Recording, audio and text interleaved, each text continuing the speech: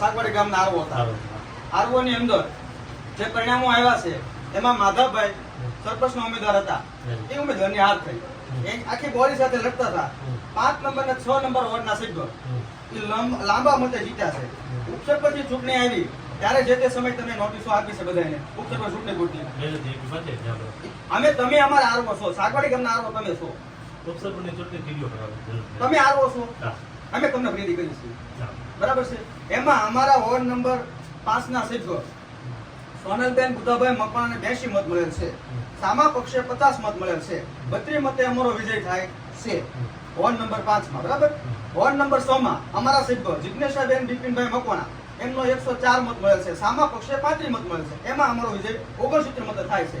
આપ સાહેબે ચૂંટણી પંચ છે અને અનાવરતના કારણે નશાની હાલતમાં ચૂંટણી પંચ હોય કે એમને ખબર નથી, નશાની હાલતમાં હોય કે ન હોય ખબર નથી. તમે અમારા બંને સભ્યોને અમે આ નોટિસ તમને પાછળ લખેલી છે, તમે જે આપેલી છે એમાં તમે અમને હાર આપી છે. જો યોગ્ય નિર્ણય નહીં થાય તો અમે 3 દિવસની અંદર એટલે 3 દિવસમાં આજનો દિવસ ભેગો અમે ઉપવાસ પ્રાંત કરશે એમ બેવાના સહીએ. હવે મારી વાત સમજો. 6 ને 7 આ બાબત 5 અને 6 બે મિનિટ આપ સ્વીકારી લો. આપ સ્વીકારી લો. હવે મારી વાત સાંભળો. હવે તો આપણો તમે રજૂઆત ચૂંટણીની એક પ્રક્રિયા છે, બરાબર છે. ચૂંટણી પ્રક્રિયા દરમિયાન અમે 28 યસ આપણે સાઉન્ડના સ્પીકર જાહેર કરેલું છે. જે ઉમેદવાર સરપંચ થી લઈ અને 1 થી 8 વોર્ડના જે ઉમેદવાર છે કોણ કોણ જીતેલા છે એની આપણે અહીંયા જાહેરાત કરેલી છે. પ્લસ 28 ની આપણા વિજય ત્રીજા દિવસે ગ્રામ પંચાયતમાં પણ આપણે જાહેરાત કરેલી છે કે કોણ કોણ ઉમેદવાર જીતેલા છે. અમને 8 કહો કે અમને ખબર જ પડતી. અમે ગામના લોકો છે અભણ છીએ. અમે ગામના લોકો છે અભણ છીએ. અમને તમારા તલાટી કમ મંત્રી અમને કઈ નોટિસ આપેલ નથી. પછી જે તે સમયે પરિણામ આવે ત્યારે ચૂંટણી પંચે જીતેલા ઉમેદવારને ચૂંટણી પંચે પ્રમાણપત્ર આપવું જોઈએ. એ અમને પ્રમાણપત્ર સિહોર તાલુકાના એક પણ પંચાયતમાં અમને આપેલા નથી. હું પોતે પણ જાંબા ગામનો વોર્ડ નંબર 5 નો સભ્ય છું. મને પણ આપ્યું નથી. માત્ર ને માત્ર તમે જે કીધું છે અમને ખાલી ચૂંટણી પંચ છે એ માત્ર ને માત્ર ઉપસરપંચની ચૂંટણી વખતે આપી. જે તે સમયે મતગણતરી હતી ત્યારે હું અંદર આરઓ સાહેબને મળવા ગયો. આરઓ સાહેબે કીધું અશોકભાઈ તમને એક સાથે આપશું. કોઈ ગામની અંદર તમે એલાવ છો શું કરો અમને ખબર ન હોય. અમારે તો લિખિતમાં જોઈએ. તમે બધું લિખિતમાં અમારે લિખિતમાં લો સાહેબ. આપેલો ચૂંટણીની આખી પ્રક્રિયા હોય એ મુજબ જ આખી પ્રક્રિયા ઓકે થઈ જે હોય કઈ બીજી વાત હા એ બધું મારી હવે વાત સાંભળો તમે. આનું આપણે રિઝલ્ટ એ જ દિવસે જાહેરમાં ડિક્લેર કરેલું છે. સાઉન્ડ અહીંયા બરાબર સાઉન્ડ લાઉડ સ્પીકર ઉપર અમારે તો રિકાઉન્ટિંગ કરવાનું છે. રિકાઉન્ટિંગ જે તે વખતે થાય અત્યારે નથી વાત. અમારે શું કરવું? તમે અમને અહીંયા મારી વાત તમે પ્રમાણપત્ર દેપા કે ભાઈ આ ઉમેદવાર જીત્યો છે. ચૂંટણી બીજા દિવસે આપી દેવો છો. તમે આપ્યા નથી ચૂંટણી પંચે કોઈ. અમે શું કરીએ? કઈ વાત નથી. મારી ચૂંટણી પ્રક્રિયાના હિસાબે જાતી ચૂંટણી થઈ હોય એ મુજબ આપણે અહીંયા જાહેર કરેલા છે જીતેલા વિજેતાના નામ. બરાબર છે. જીતેલા વિજેતાના આટલી બધી પબ્લિક હતી કે આખા સિહોર તાલુકાના આખા તાલુકાની પબ્લિક હતી. કઈ ખબર રહેવું નહોતું. અમને તો કઈ ખબર અમારા કઈ છે દાદા મતે જીતેલા છે. એ વાત અલગ છે કે એના મળ્યું નથી તમારે.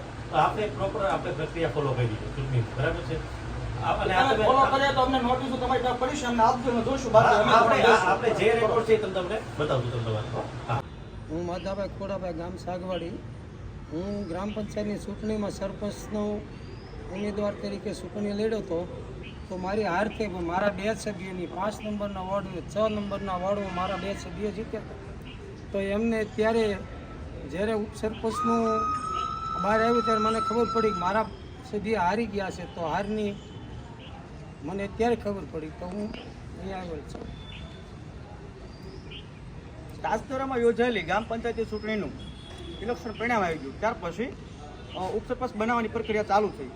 જે ચૂંટણી પંચનો આખરી કોઠો હોય ચાલુ થયો. ત્યારે ખબર પડી કે સાગવાડી ગ્રામ પંચાયતમાં માધાભાઈ ખોડાભાઈ ગોહિલ સરપંચની ચૂંટણી લડેલા અને સરપંચની ચૂંટણીમાં એમની હાર થઈ હતી. પરંતુ એના 2 સભ્યો વોર્ડ નંબર 5 અને વોર્ડ નંબર 6 ના 2 સભ્યો જે તે સમયે જીતેલા લાંબા મતોથી જીતેલા હતા. વોર્ડ નંબર 6 માં હતા જિજ્ઞેશાબેન બિપિનભાઈ મકવાણા. એમને 104 મત મળેલા અને એમના સામે પક્ષ મત મળેલા માત્ર 35 મત. તો જિજ્ઞેશના બેનને અત્યારે હાર બતાવો ચૂંટણી પંચની બેદરકારીના કારણે. બીજા તે વોર્ડ નંબર 6 માં વોર્ડ નંબર 5 માં સોનલબેન બુધાભાઈ મકવાણા એઓને પણ 82 મત મળેલા. એમના સામે પક્ષે 50 મત મળેલા. એમાં પણ 32 મતનો ડિફરન્સ હતો. બંને ઉમેદવારો જંગી બહુમતીથી જીતેલા હતા. એ બંનેને આ ચૂંટણી પંચના ભૂલના કારણે બંનેને જે ઉપસરપંચની ચૂંટણી આવી ત્યારે જે નોટિસ આપવામાં આવી ત્યારે ખબર પડી છે કે આ બંને ઉમેદવારને જીતેલા ઉમેદવારને ગ્રામ પંચાયતમાં આ મતો બહુમત કહેવાય. આ મતોને વિજય થયો અને એમને હાર બતાવી છે. ચૂંટણી પંચ ખૂતું હોય કે નશાની હાલતમાં ખબર નથી પડતી કે કોઈના ઈશારે કામ કર્યું હોય. એના માટે માધાભાઈ આજે રૂબરૂ તાલુકા પંચાયત કચેરીએ રજૂઆત કરવા આવ્યા છે અને રજૂઆતને ધ્યાનમાં લેવામાં નહીં આવે તો આજે જે અમે અરજી આપશું અને 3 દિવસ પછી કે શુક્રવારના દિવસે 18 તારીખના દિવસે ઉપસરપંચની ચૂંટણી છે તે પહેલાં જો પરિણામ નહીં મળે તો માધાભાઈ સાથે સમગ્ર ટીમ ઉપવાસને ધરણા કરશે પ્રાંત કચેરી ખાતે. વંદે માતરમ, ભારત માતા કી જય, જય જય ગીર ગુજરાત. બદલ લઈ જાય ભાઈ વિચારો ફોટા પાડી દીધું. ફોટો કેમ ભરવાનો?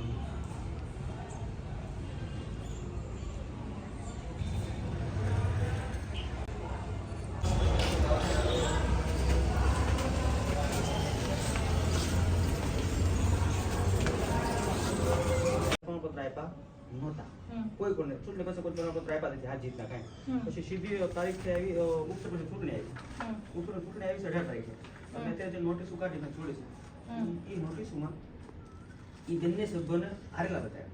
જીતેલા સભ્યોને હારેલા બતાવ્યા. સાગવડીમાં હા ભાઈ આપમાં